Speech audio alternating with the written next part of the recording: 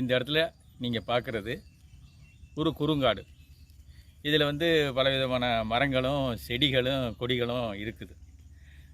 இதில் என்ன ஒரு சிறப்புன்னு சொன்னால், இதில் வந்து நிறையா உயிர்கள் வாழ்ந்துக்கிட்டு இருக்குது. அது தன்னுடைய இரையை தேடி இரவு நேரங்களில் மற்ற நேரங்கள்லாம் வரும் போகும்.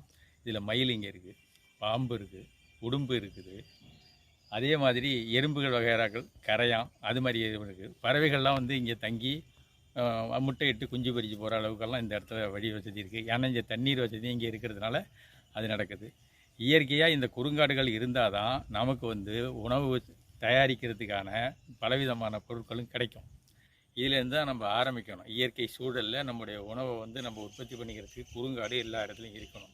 அதில் தான் காளான், கரையான், வண்டு, புழு, பூச்சி, எறும்பு, பறவைகள் எல்லாமே இருந்து நமக்கு உதவி செய்யும். இந்த புழு பூச்சிகள் தான் நிலத்துக்குள்ளார போய் நமக்கு வந்து உணவை தயாரிக்கிறதுக்கான உரம், அந்த வேர் மூலமாக கிடைக்கிறதுக்கான விஷயங்கள் எல்லாம் தயாரித்து கொடுக்குது. அதனால் குறுங்காடு அவசியம். அதை மீறி இந்த குறுங்காடுகளெல்லாம் அழிச்சிட்டு, இந்த உயிரினங்களெல்லாம் நீங்கள் அழிச்சிட்டு, மேற்கொண்டு நீங்கள் உப்பை வாங்கி போட்டு நீங்கள் வேளாண்மை பண்ணிங்கன்னா அதிலேருந்து வர்ற உணவில் உங்களுக்கான சத்து கிடைக்காது, நோய் தான் கிடைக்கும். அதனால் எல்லாருமே தன் நிலத்தில் கொஞ்சம் கொஞ்சம் குறுங்காடு வளர்த்து எல்லா உயிர்களையும் இங்கே பாதுகாக்கணும். அதில் முக்கியமாக வந்து பாம்பெல்லாம் அவசியம் இருக்கணும். நமக்கு இது இருக்கிறதுனால வருங்க, பாம்பு வந்து தவளை பிடிக்கிறதுக்கெல்லாம் உள்ளார வரும், வந்தால் நம்ம ஒதுங்கிக்கணுமே தவிர வேறு ஒன்றும் செய்யக்கூடாது. எலியை வந்து பாம்பு ரொம்ப கட்டுப்படுத்துது. அதனால் எலியை வந்து ஒழிக்கிறதுக்கு பாம்பு அவசிய தேவையாக இருக்குது. அதை வந்து பாம்பை வந்து இப்போ கீரிப்புள்ள இருக்குது, அது கொஞ்சம் கட்டுப்படுது.